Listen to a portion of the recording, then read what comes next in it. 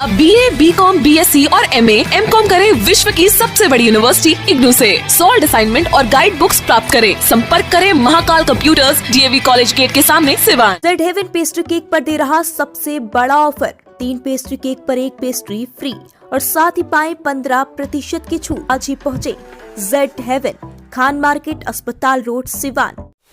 नमस्कार, news India तक देख रहे हैं आप। और आपको बता दें कि नगर परिषद जो चुनाव है, चुनाव की सरगर्मियां बढ़ चुकी है और मई महीने में चुनाव होने का अनुमान भी है।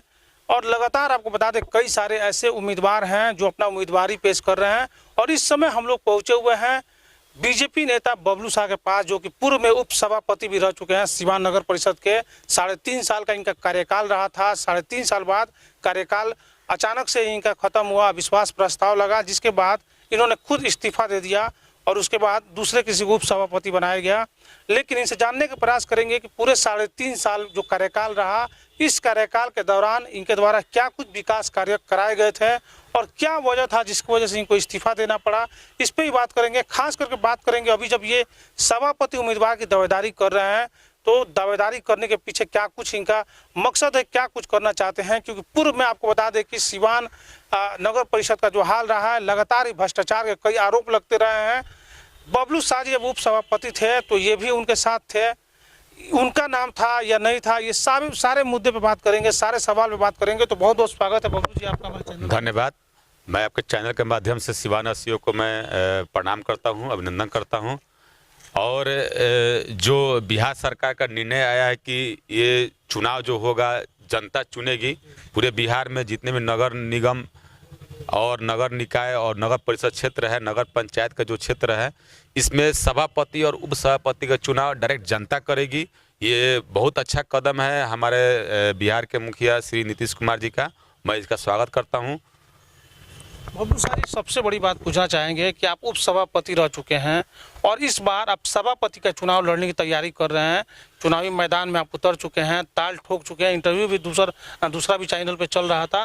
तो ऐसा क्या कुछ परिस्थिति बना कि आप उप सभापति से रिजाइन दे दिए और फिर अब सभापति की बात कर रहे हैं? 2017 में 6ठे महीने में मैंने उप सभापति का चुनाव लड़ा और जीता, मैंने काबिज रहा। और बहुत सारे ऐसे विकास के कार्य हुए जो मैंने किया। आपने देखा होगा कि 2017 के पहले एक बार भी कहीं भी नगर परिषद छठ घाट का निर्माण कहीं नहीं कराया था। लेकिन हमको लगा कि भाई छठ घाट एक धार्मिक आस्था का केंद्र है, वहाँ महिलाओं बहुत जाती हैं। हमारे छठ घाट पर जो दाहा नदी है, तो वहाँ पे मैंने लगभग 2 करोड़ का छठ घाट का निर्माण कराया ताकि किसी भी महिला को अर्घ देते समय दिक्कत ना हो। ऐसे भी घाट जब बनने पर भी ऐसे भी आम आदमी जनता घूमते हैं, टहलते हैं, लोग अच्छा लगता है। और पहले 2015 में 7 नीचे के माध्यम से बहुत कम काम होता था, लेकिन मैंने जब आया तो 7 नीचे के माध्यम से 3800 वार्ड में लगभग 40 करोड़ का टेंडर निकाला। और 40 करोड़ का टेंडर निकालते हुए हर एक वार्ड में नाली का, रोड का काम हो रहा है। और इस मार्च तक ले सारे के सारे काम पूरे हो जाएंगे। आप देखिएगा जब मार्च का महीना समाप्त होगा तब प्रत्येक वार्ड में नाली और रोड, जो 38 वार्ड थे, प्रत्येक वार्ड में लगभग 80% वार्डों में ये काम पूर्ण हो जाएगा। और बहुत सारे विकास का काम जो ऐसे हैं, वेंडिंग जोन, मैंने अपने कार्यकाल में आए दिन रोड पे जो वेंडर जो बेचते हैं लोग, फुटपाती लोग हैं लोग, रेडी ठेला वाला है लोग, फल वाले, सब्जी वाले जो बेचते हैं लोग, उनको पुलिस मार कर भगा देती है। लेकिन मैंने 2 वेंडिंग जोन का निर्माण कराया, एक गोपालगंज मोड़ के पास और एक SDO गेट के पास। लेकिन और ज़्यादा निर्माण कराना है ताकि जो फुटपाती है उसको मान सम्मान मिले। बार बार अतिक्रमण हटाने का जो काम होता है उसमें इन लोगों को ज़्यादा झेलना पड़ता है। आप देखे होंगे कि अतिक्रमण का सबसे ज़्यादा मार गरीब लोगों को झेलना पड़ता है, जो डेली रोजी रोटी काम करते हैं। आखिर वो कहाँ जाएंगे? उनका व्यवस्था करना नगर पालिका का पहला कर्तव्य बनता है। मैंने एक कर्तव्य समझ कर 2 वेंडिंग जोन बनाया। और इसीलिए मैंने सोचा कि भाई आगामी जो जनता चुनाव कर रही है, जनता जानती है कि जनता क्या चाहिए, जनता को मेरे को पता है। इसलिए मेरा पहला काम रहेगा कि शहर में जितने भी घाट हैं, चाहे छठ घाट हो, चाहे पोखरा का घाट हो, इसको निर्माण कराना और शहर में ज़्यादा से ज़्यादा वेंडिंग जोन बनाना ताकि लोग शान से अपना दुकान गरीब लगा सके, कोई पुलिस उन्हें परेशान ना करे। और सबसे महत्वपूर्ण बात यह है कि आए दिन नगर में जब भी बारिश होती है, प्रॉपर शहर का छोड़ के जो गांव का वार्ड है वहाँ पानी लग जाता है। जी मैपिंग कराकर, मेरा जी मैपिंग तो मैंने अपने बोर्ड में पास करा दिया था, लेकिन मेरा कार्यकाल अविश्वास के कारण समाप्त हो गया, तो मैंने पूरा काम नहीं करा पाया।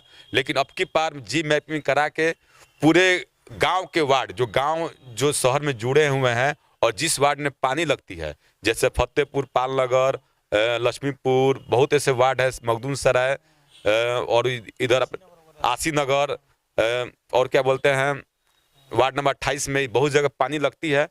इसको जी मैपिंग कराकर सारे नालों को मैं जोड़ूंगा ताकि बढ़िया से पानी निकल जाए और शहरवासी को दिक्कत ना हो। बबलू जी, शहर वासियों की बात कर रहे हैं तो एक बहुत ही अहम सवाल है जो आपसे जानना चाहेंगे।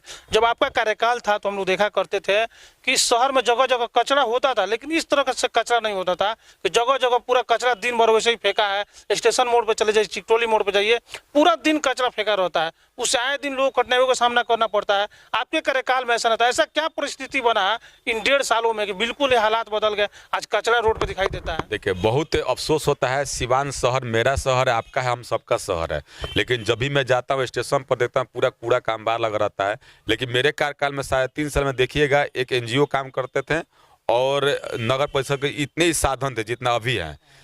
होता यह था कि मैं खुद स्वयं जाकर सुबह सुबह घूमकर सारे पॉइंट्स पर देखता था और कचरा हटवाता था, और जहाँ कचरा फेंकने का जगह नहीं था तो मैं स्वयं स्कूटी से बात करके जगह की व्यवस्था कराता था। जो भी थोड़ा बहुत जो भी राशि का होगा 10,000 5,000 महीना जो भी पड़ता था वो व्यवस्था करा के कचरा को डंप से हटाकर गिरवाता था मैंने। लेकिन ये इच्छा शक्ति अभी के जो प्रॉपर जो यहाँ के नेता है, इच्छा शक्ति नहीं उन लोग के पास है, ताकि उनको तो लगता नहीं है शहर से कोई मतलब है नहीं। अगर इच्छा शक्ति रहती तो शहर पूरी तरह से साफ रहता। लेकिन मैं जनता से अपील करना चाहता हूँ कि आप टैक्स देते हैं, आप नगर पालिका को टैक्स देते हैं। पहले नगर पालिका को टैक्स 100 रुपया 200 रुपया सालाना था, आज 1,000 500 10,000 तक सालाना चल गया है। आपका अधिकार बनता है, आपका फर्ज है कि आप नगर पालिका से मांगिए कि मेरा वार्ड साफ हो, मेरा मोहल्ला साफ हो, मेरा घर के सामने कचरा नहीं लगे, मेरा बाजार साफ हो। जनता को भी जागरूक होना पड़ेगा। जनता जिस दिन जाग जाएगी शहर पूरी तरह से साफ होता रहेगा। कचरे डंपिंग करने की बात जब आ रही है तो आपको याद होगा कि जमीन भी खरीदा गया था। उस समय तो आप कार्यकाल में ही थे, उपसभापति थे। क्या उसमें जो भ्रष्टाचार के आरोप लगे हैं, जमीन खरीदने के मामले में भ्रष्टाचार के आरोप लगे हैं, तो क्या उस समय आपने आवाज उठाना उचित नहीं समझा जब कार्यकाल में थे? उस समय मैं वाइस चेयरमैन था और पूर्व के बोर्ड ने इस टेंडर को निकाला था, इसलिए कि हम लोगों को डंपिंग के लिए जमीन खरीदना बहुत अति आवश्यक था। सरकार का निर्देश है जल्दी से कर दिए। पूर्व का जो बोर्ड था, हम लोग के पहले का बोर्ड, वो टेंडर निकाल चुका था, उसके लिए शहर से उतना दूर निकाल चुका था। तो 10 किलोमीटर के एरिया में वो जगह खरीदना था, टेंडर में निकला था। तो जो भी टेंडर भरा था तो उस प्रक्रिया को हमने खोल दिया। खोलने के बाद स्कूटिव को ऑथराइज कर दिया कि आप इस जमीन को जांच करके और जमीन को खरीदिए।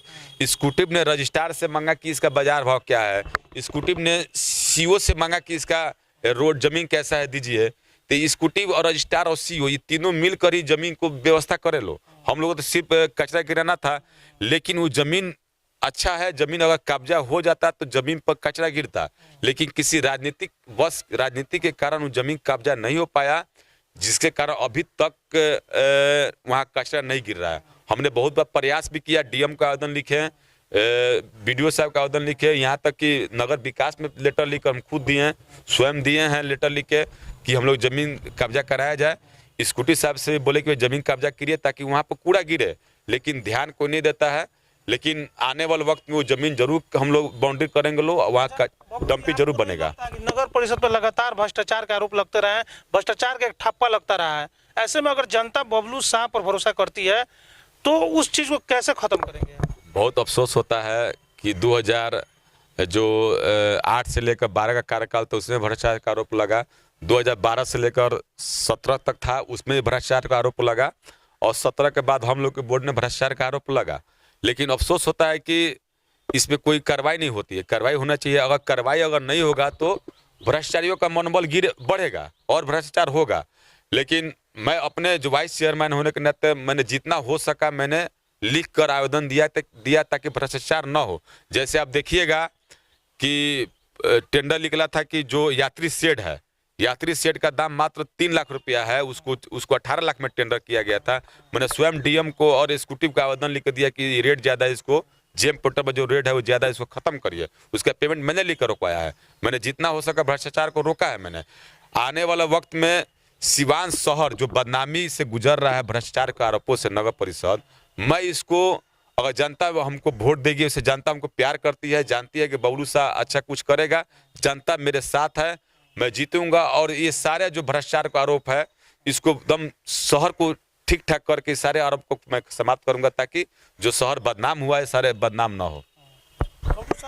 जी, आपका एक लोकप्रियता था, बीच में काफ़ी लोकप्रिय हुआ करते थे, जगह जगह पोस्टर दिखाए, ऐसा क्या कारण था कि अभी कुछ लोग मार्केट में ऐसी बातें चल रही है कि बबलू जी का ग्राफ गिर रहा है, क्या सही मायने में ये बात सही है क्या? अच्छा ये बताइए, नेता लोग बोलते हैं बबलू जी ग्राफ गिरता, हम तो जनता की सेवा करते हैं, जनता हमारे साथ है, ग्राफ क्या गिर रहा है? हमने नगर परिषद में देखा कि भाई अब विश्वास बार बार लगता है, मैंने इस्तीफा दे दिया, हटा दिया, और फिर जनता के बीच में लगातार रहता हूँ, और जनता ही हमको बोल रही है कि जहाँ भी जाते हैं जनता बोलती है अब चुनाव लड़िए। इसलिए मैं चेयरमैन का तैयारी कर रहा हूँ, और जनता 100% मेरे साथ है, और 100% मैं जीतूंगा। और जनता का एक एक मुद्दा मैं जानता हूँ, जनता को क्या चाहिए वो मुझे पता है, क्योंकि 2 बार वार्ड पार्षद और वाइस चेयरमैन रहने के बाद शहर के बारे में सब मैं जानता हूँ, कहाँ जल जमाव होता है, कहाँ कचरा डंप होता है, कहाँ से व्यवस्था करना है, और जनता को क्या चाहिए। युवा को सबसे पहले क्या चाहिए, एक जिम होना चाहिए, एक अच्छा सा ग्राउंड होना चाहिए, बच्चों के लिए चिल्ड्रन पार्क होना चाहिए, ये सारा चीज़ मेरे दिमाग में है, मैंने सारा चीज़ बोर्ड में पास कर दिया है। आप उम्मीदों पे खरा उतर पाएंगे? जिस तरह की बातें अभी आप कर रहे हैं और सही मायने में जनता को जिता के चेयरमैन बनाती है, तो ये काम आप कर पाएंगे, या फिर ये भी एक मतलब? देखिए, ये जनता का सपना नहीं था, ये मेरा सपना है कि जनता को ये चाहिए। मैंने खुद अपने कार्यकाल में सारा चीज बोर्ड में मैंने पास कर चुका है। अब धन के कमी के कारण काम नहीं हो पाया, लेकिन धन अभी नगर पालिका में पर्याप्त आ रहा है। मैं जीतूंगा तो सबसे पहले ये तीनों काम करूंगा।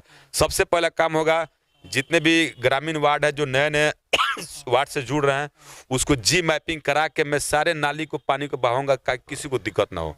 दूसरा काम होगा, जितने भी शहर में पोखरा है, घाट है, सबको सौंदर्यीकरण कराऊंगा। और तीसरा काम होगा मेरा, जो भी शहर में वेंडर लोग हैं उनको मान सम्मान के साथ वेंडिंग जोन दूंगा, ताकि शहर अच्छा लगे, जाम न लगे, व्यवस्थित रहे, ताकि उनको भी मान सम्मान का अधिकार है। जो वेंडर लोग हैं उनको मैं मान सम्मान दूंगा। अच्छा, जब से ये घोषणा हुआ कि चेयरमैन का चुनाव इस बार जनता खुद करेगी और जनता ही चेयरमैन चुनेगी, तब से देखा जा रहा है कई सारे दावेदार अभी तक दावेदारी कर चुके हैं। ऐसे में बबलू शाह जी खुद को कहाँ देखते हैं? सबसे पहले मैं जनता से अपील करना चाहता हूं कि विनम्र निवेदन करूंगा कि पहली बार आपको अधिकार मिला है कि अच्छे चेयरमैन को चुनिए, नहीं तो पहले वार्ड पार्षद चुनते थे लोग। ये आपको अधिकार सरकार ने दी है, आप ऐसे चेयरमैन को चुनिएगा जो अपना नहीं शहर का विकास करे, आपके वार्ड का विकास करे, आपके शहर का विकास करे, ताकि सिवान में कोई भी आए तो बोले कि हाँ, नगर परिषद क्षेत्र में बहुत अच्छा काम हो रहा है, सिवान का नाम होगा। इसलिए मैं जनता से विनम्र निवेदन करूंगा, आप अच्छे चेयरमैन को चुनिए, अच्छे उपसभापति को चुनिए, अच्छे पार्षद को चुनिए, ताकि अपना नहीं शहर का विकास करे। चलिए, तो ये बबलू शाह जी हैं। आपको बता दें कि युवा सोच है और युवाओं के प्रति बहुत ज़्यादा इनका लगाव रहता है और युवाओं के प्रति काफ़ी सोचते हैं। यही वजह है कि इन्होंने कहा है कि अगर जनता इनको जिताकर इस बार चेयरमैन बनाती है तो ये खास करके सिवान के लोगों के लिए और सिवान के युवाओं के लिए कुछ अलग करेंगे।